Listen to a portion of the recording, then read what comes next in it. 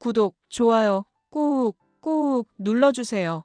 대한민국이 더 수주합니다. 일본, 중국 제친 K건설, 세계 1위 수주국 등극. 외신 반응은? 시작합니다. 기 숫자 뒤에 숨겨진 진실.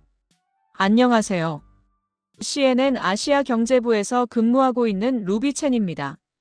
오늘 여러분께 들려드릴 이야기는 제가 지난 6개월간 추적한 놀라운 사연입니다. 모든 것은 한 통의 보도자료에서 시작되었습니다. 지난 1월 어느 추운 아침, 서울 특파원 사무실에서 한국국토교통부의 보도자료를 받았습니다. 국내 건설기업 해외 수주 누적 1조 달러 돌파라는 제목이었죠. 처음에는 그저 평범한 경제 뉴스로 여겼습니다. 하지만 1조 달러라는 숫자를 다시 보는 순간 저는 깨달았습니다. 이것은 단순한 숫자가 아니라는 것을요. 1조 달러요. 한국의 연간 GDP와 맞먹는 규모였습니다. 1965년부터 시작해서 59년 만에 달성한 기록이라고 했습니다. 저의 호기심이 발동했습니다. 도대체 이 작은 나라가 어떻게 전 세계에서 이런 천문학적 규모의 건설 프로젝트를 따낼 수 있었을까요? 그날 밤, 저는 수많은 자료를 뒤지기 시작했습니다. 1965년 현대건설이 태국에서 첫 해외 공사를 시작한 이야기, 1970년대 중동 건설 붐, 그리고 최근까지의 발자취를 따라가면서 저는 점점 더 큰 이야기의 존재를 감지했습니다.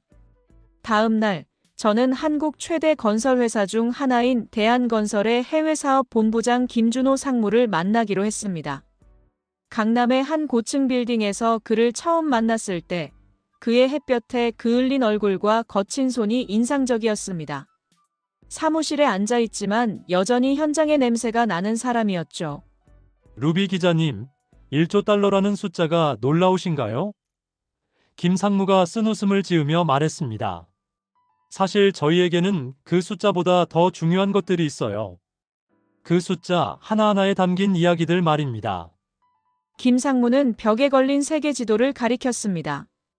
빨간 핀들이 꽂힌 곳마다 한국 건설사들이 진행한 프로젝트들이 표시되어 있었습니다. 사우디아라비아의 사막도시, 베트남의 고속도로, 카타르의 스타디움까지. 그 순간 저는 깨달았습니다. 이것은 단순한 비즈니스 스토리가 아니라 한국이 세계와 연결되어 온 장대한 서사시라는 것을요. 김 상무님, 혹시 제가 직접 현장을 볼 수 있을까요? 저는 조심스럽게 물었습니다. 물론이죠. 하지만 진짜 이야기를 알고 싶으시다면 카타르부터 가보세요. 거기서 사라 알 마흐무드를 만나시면 됩니다. 그녀가 저희보다 더 객관적으로 이야기해 줄 거예요. 그렇게 저의 여행이 시작되었습니다. 아니, 정확히 말하면 저의 탐험이 시작된 것이죠. 한국 건설업계의 숨겨진 진실을 찾아가는 여정 말입니다. 서울을 출발하기 전, 저는 1965년 현대건설이 태국에서 시작한 첫 해외 프로젝트에 대해 더 자세히 알아봤습니다. 당시 한국은 전쟁의 상처가 아직 아물지 않은 가난한 나라였습니다. 그런 나라의 건설회사가 해외로 나간다는 것은 상상하기 어려운 일이었죠. 하지만 그들은 해냈습니다. 기술도 자본도 경험도 부족했지만 포기하지 않는 정신력과 빨리빨리 문화로 무장한 한국인들은 세계 건설 시장에서 서서히 자리를 잡기 시작했습니다. 김 상무가 마지막으로 해준 말이 계속 머릿속에 맴돌았습니다. 루비 기자님, 저희가 지은 것은 단순한 건물이나 도로가 아니에요. 꿈을 지은 거죠. 그 나라 사람들의 꿈을요. 그 말을 들은 순간 저는 전율을 느꼈습니다. 이것은 정말로 특별한 이야기가 될 것 같았거든요. 숫자로만 표현된 차가운 경제 뉴스가 아니라 인간의 따뜻한 이야기로 말입니다. 승사막에서 피어난 우정. 도하공항에 도착했을 때 저는 한국에서 느꼈던 추위와는 정반대의 열기를 맞았습니다. 사막의 뜨거운 바람이 얼굴을 때렸지만 동시에 설렘도 느꼈습니다. 드디어 한국 건설업계의 해외 성공 스토리의 현장에 온 것이니까요. 사라 알 마흐무드를 처음 만난 곳은 카타르 정부 인프라 개발청 사무실이었습니다. 그녀는 생각보다 젊어 보였고 완벽한 영어와 아랍어를 구사하는 엘리트였습니다. 하지만 한국 건설사들에 대해 이야기할 때만큼은 마치 오랜 친구를 소개하는 듯한 따뜻함이 있었습니다. 루비 기자님, 한국 건설사들과 처음 일한 게 벌써 12년 전이에요. 사라가 차를 마시며 말했습니다. 처음에는 솔직히 의심스러웠어요. 유럽이나 미국 건설사들에 비해 규모도 작았고 중동 경험도 많지 않았거든요. 그럼 무엇이 마음을 바꾸게 했나요? 저는 궁금해서 물었습니다. 사라의 눈이 반짝였습니다. 2012년 월드컵 스타디움 프로젝트였어요. 다른 회사들은 모두 불가능하다, 시간이 부족하다고 했는데 한국 회사만 해보겠다고 하더라고요. 그것도 예상보다 6개월 빠르게 완공하겠다고요. 그날 오후 사라는 저를 직접 알자노브 스타디움으로 데려갔습니다. 사막 한가운데 우뚝 선 그 거대한 건축물을 보는 순간 저는 할 말을 잃었습니다. 마치 신기루 같았거든요. 뜨거운 사막에서 이런 웅장한 건물이 어떻게 만들어질 수 있었을까요? 여기서 제일 놀라운 건 냉방 시스템이에요. 사라가 설명했습니다. 50도가 넘는 사막 더위에서도 경기장 내부 온도를 22도로 유지할 수 있어요. 한국 기술자들이 개발한 시스템이죠. 스타디움 내부로 들어가면서 저는 벽면 곳곳에 새겨진 아랍어, 서예와 한국의 전통 문양이 조화롭게 어우러진 디자인을 발견했습니다. 단순히 한국의 기술을 이식한 게 아니라 현지 문화와 융합시킨 것이었습니다. 한국 건설사들의 가장 큰 장점이 뭐라고 생각하세요? 저는 사라에게 물었습니다. 적응력이에요. 사라가 망설이지 않고 답했습니다. 다른 나라 건설사들은 자신들의 방식을 고집하는 경우가 많아요. 하지만 한국 사람들은 달라요. 우리 문화를 이해하려고 노력하고 현지에 맞는 방법을 찾아내죠. 다음 날 사라는 저를 도하 메트로 건설 현장으로 데려갔습니다. 지하 30m에서 진행되는 공사 현장은 마치 거대한 개미굴 같았습니다. 수백 명의 작업자들이 각자의 역할을 완벽하게 수행하고 있었죠. 현장에서 만난 박현수 소장은 이미 중동에서 15년째 일하고 있다고 했습니다. 그의 얼굴은 사막의 모래바람에 그을려 있었지만 눈빛만큼은 여전히 열정적이었습니다. 처음 여기 왔을 때는 정말 힘들었어요. 박 소장이 헬멧을 벗으며 말했습니다. 언어도 통하지 않고 문화도 달랐죠. 하지만 시간이 지나면서 깨달았어요. 우리가 만드는 건 단순한 지하철이 아니라는 걸요. 어떤 의미인가요? 저는 물었습니다. 이 지하철이 완공되면 카타르 사람들이 사막의 열기를 피해 시원하고 안전하게 이동할 수 있게 돼요. 아이들이 학교에 가는 시간이 단축되고 할머니들이 병원에 가기 쉬워지죠. 그게 진짜 의미라고 생각해요. 그 순간 저는 김준호 상무가 했던 말을 다시 떠올렸습니다. 꿈을 지었다는 그 말입니다. 정말로 한국 건설사들은 콘크리트와 철근으로 꿈을 짓고 있었던 거네요. 사라와의 마지막 만남에서 그녀는 의외의 이야기를 들려줬습니다. 사실 처음에 한국 건설사와 일할 때 큰 갈등이 있었어요. 사라가 조심스럽게 말했습니다. 작업 방식의 차이, 의사소통 문제, 현지 노동자들과의 마찰까지. 한때는 계약을 취소할 뻔했죠. 그럼 어떻게 해결하셨나요? 한국 사람들이 먼저 손을 내밀었어요.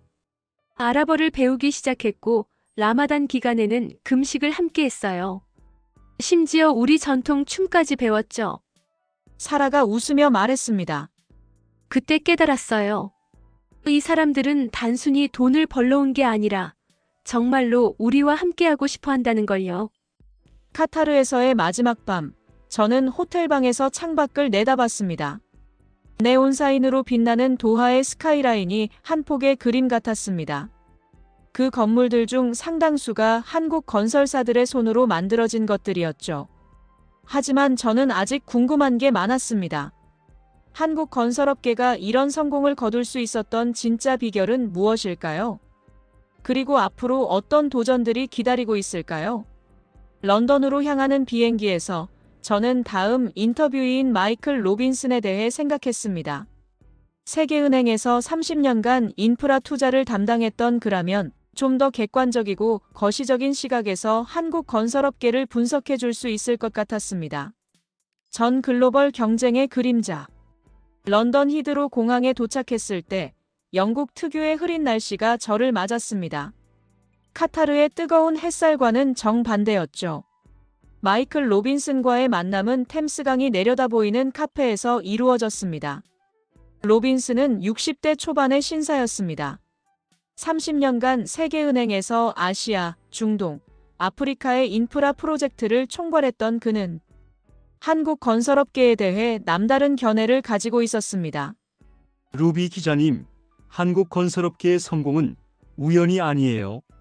로빈슨이 커피를 한 모금 마시며 말했습니다.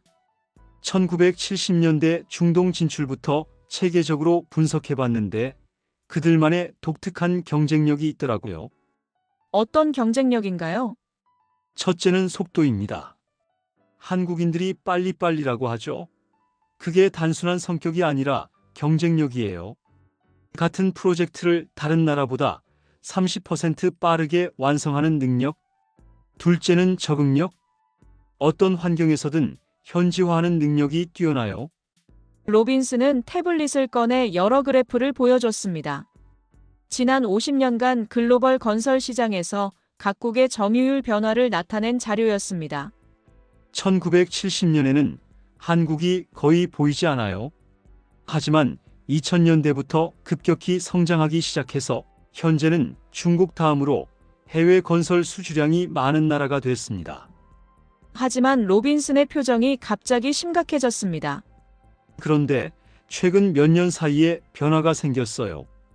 중국 건설사들이 급속도로 성장하면서 한국의 입지가 위협받고 있습니다. 어떤 위협인가요?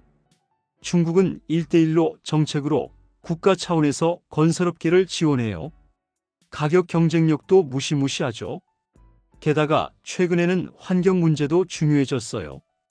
지속 가능한 개발, 탄소 중립 같은 이슈들이 새로운 기준이 되고 있어요. 로빈슨은 저에게 충격적인 자료를 보여줬습니다. 한국 건설사들의 해외 수주량이 2019년을 정점으로 감소세로 돌아선 것이었습니다. 2020년부터 코로나19, 2022년부터 우크라이나 전쟁까지 글로벌 건설 시장 자체가 위축되고 있어요. 여기에 환경 규제 강화, 디지털 전환 요구까지. 한국 건설업계가 새로운 도전에 직면한 거죠. 그날 오후 로빈슨은 저를 런던의 한 건설 현장으로 데려갔습니다.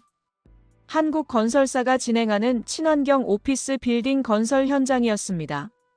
하지만 분위기가 예상과 달랐습니다. 현장 소장을 만났을 때 그의 표정에서 피로가 역력했습니다. 요즘 정말 힘들어요.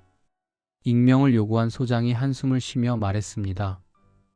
환경 기준은 갈수록 까다로워지고 현지 노동자들의 임금은 계속 오르고 있어요. 게다가 코로나 이후로 자재값까지 폭등했죠. 더 충격적인 이야기는 따로 있었습니다. 중국 건설사들이 제시하는 가격을 보면 정말 놀라워요. 우리보다 3,040% 저렴해요.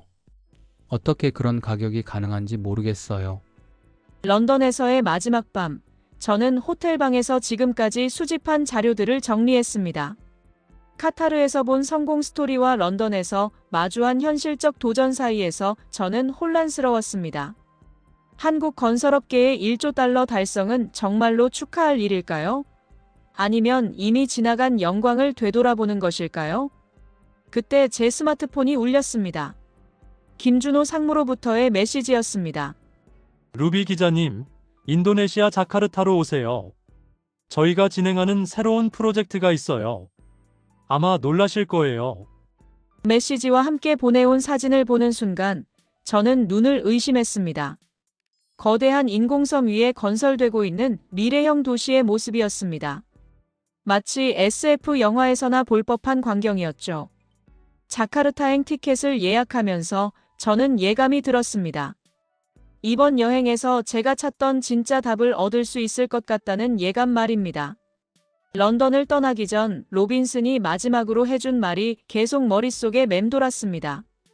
루비 기자님, 한국 건설업계가 살아남으려면 과거의 성공에 안주하면 안 돼요. 완전히 새로운 게임의 룰을 만들어야 해요. 그게 가능한지는 앞으로 5년이 보여줄 거예요. 비행기 창밖으로 런던의 야경이 사라져가는 것을 보면서 저는 마지막 퍼즐 조각을 찾아 떠나는 기분이었습니다. 새로운 시작의 약속. 자카르타 수카르노하타 공항에 도착한 순간 습한 열대 기후가 저를 감쌌습니다.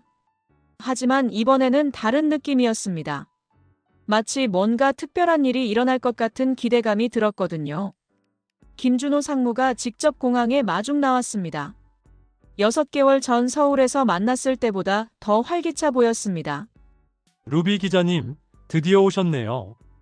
정말 보여드리고 싶은 게 있어요. 그가 저를 데려간 곳은 자카르타 북쪽 해안가였습니다.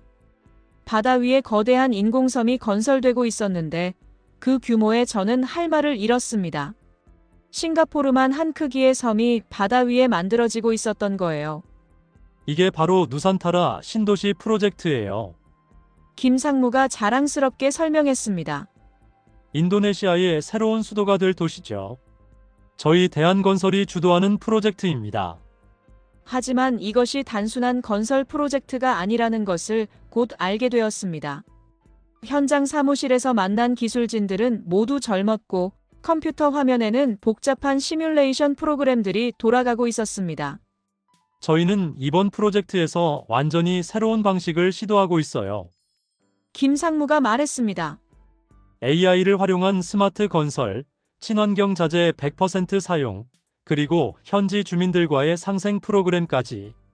현장을 둘러보면서 저는 놀라운 광경들을 목격했습니다. 드론들이 자동으로 자재를 운반하고 로봇들이 정밀한 작업을 수행하고 있었습니다. 50년 전 태국에서 삽과 곡괭이로 시작했던 한국 건설업계의 모습과는 완전히 달랐죠. 하지만 진짜 놀라운 건 따로 있었습니다. 루비 기자님, 이 프로젝트의 가장 특별한 점이 뭔지 아세요? 김 상무가 물었습니다. 뭔가요? 바다 수면 상승에 대비한 설계예요.